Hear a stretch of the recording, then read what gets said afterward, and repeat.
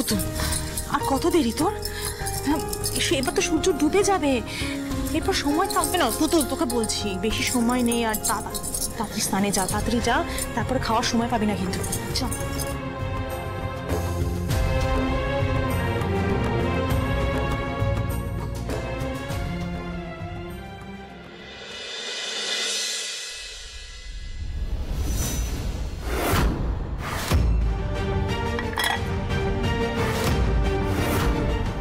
বাবা, পুতুলের খাবারগুলো জল ঢেলে নষ্ট করলো কে?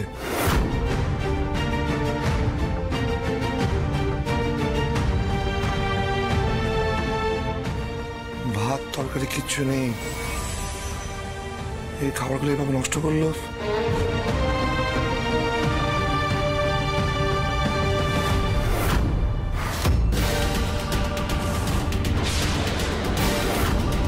পুতুলের খাবারটা নিতে এসেছি। এ বাবা, পুতুলের খাবারে জল ঢেলে দিল কে? এবার কি খাবে পুতুল?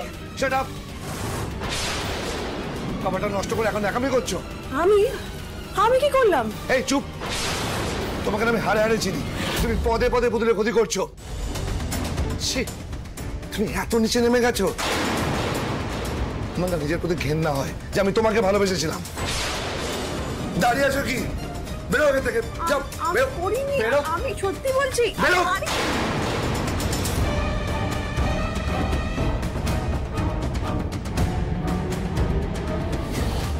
প্রত্যেকটা অপমানের বদলা আমি নেব ময়ূক। পুতুলকে কিছু একটা খাওয়াতে হবে।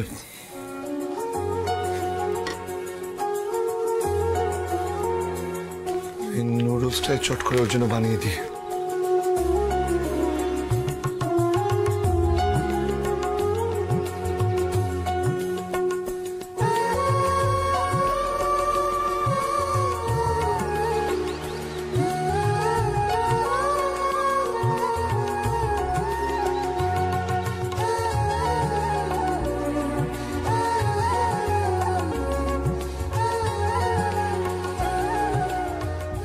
পুতুলকে তাড়াতাড়ি খাওয়াতে হবে, সানসেট হয়ে যাবার আগে,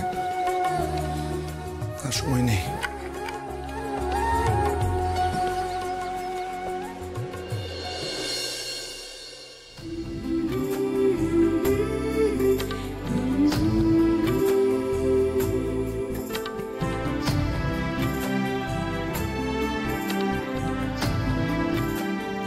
পুতুল ভাই,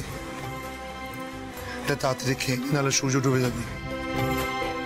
শোন, অবেলায় তোকে আর ভাত খেতে হবে না, তাই জন্য তোর জন্য এই নুডলসটা বানিয়ে আনলাম। কি খাবি তো? তুমি নিজের হাতে আমার জন্য খাবার বানিয়ে এনেছো ময়ূকদা?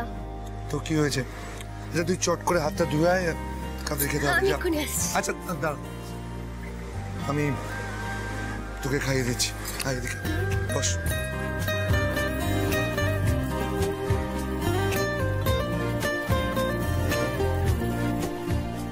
আমার সারাদিনের সব কষ্ট এক নিমেষে জুড়িয়ে গেল ময়ূকদা।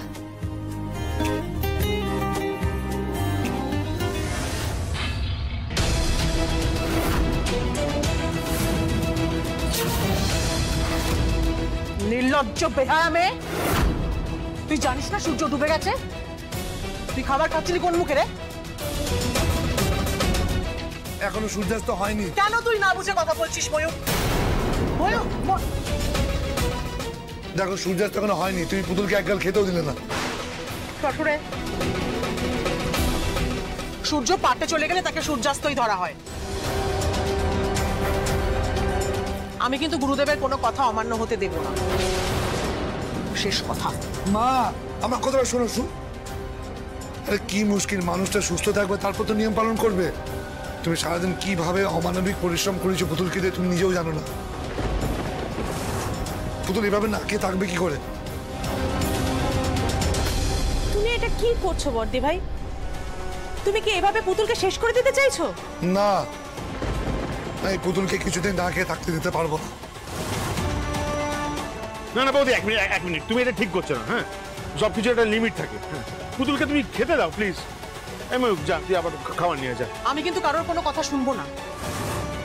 সূর্য ডুবে গেছে, তোমরা কেউ যদি পুতুলকে লুকিয়ে খাবার খাইয়েছো বা তোমাদের কারোর থেকে পুতুল যদি এক দানাও খাবার খেয়েছে, তাহলে ওকে কিন্তু আমৃত্যু নির্জলা উপোস করে থাকতে হবে। হ্যাঁ,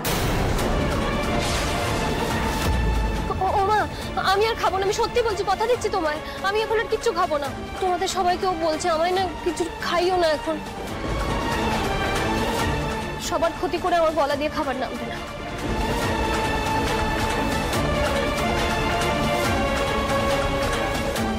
ও ময়ূকদা, এই ময়ূক,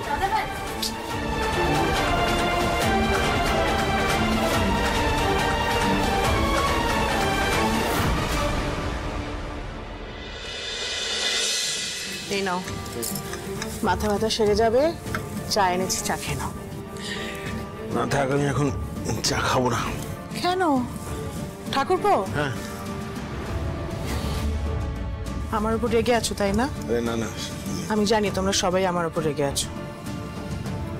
আমি তোমাদের কাছে খারাপ হয়ে গেছি আসলে। আমার কিছু করার নেই গো।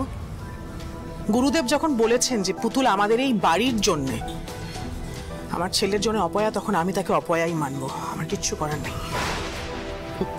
একদম ঠিক বলেছো বৌদি, এই বিষয়ে আমি অন্তত তোমার কোনো দোষ দেখি না। দেখো, গুরুদেব বিধান দিয়েছে, তা তুমি কি করবে? ঠিকই আছে, আমার তো কিছু করার নেই। বদি ভাই, হ্যাঁ। বদি ভাই একটা কথা ভেবে বলো তো, এই গুরুদেবী তো পুতুলকে কত ভালোবাসতো, রথের দিন উনি নিজে বলেছেন আরে পুতুল বাবা, নাকি দাঁড়া। মহন্ত। তারা অনেক গন্ডগোল আছে এখানে। তোমরা এখনো কেউ আসল কথাটাই জানো না। আমিও জানতাম না, আমি গতকাল জেনেছি।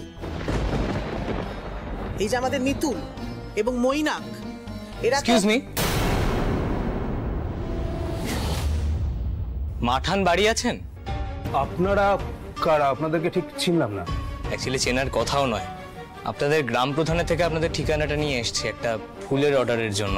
ও, ফুলের অর্ডার? আসুন আসুন আসুন, প্লিজ প্লিজ আসুন, আসুন, বসুন, এই বসুন। প্রেম, হ্যাঁ, ময়ূককে ডেকে দে। ময়ূক, ফুলের একটা অর্ডার এসছে, একটু আসবি? হ্যাঁ ছোটকা, আসলে ওনারা ফুলের একটা অর্ডার নিয়ে এসেছেন, সেই জন্য তোকে ডাকলাম। বলুন, আপনারা বলুন।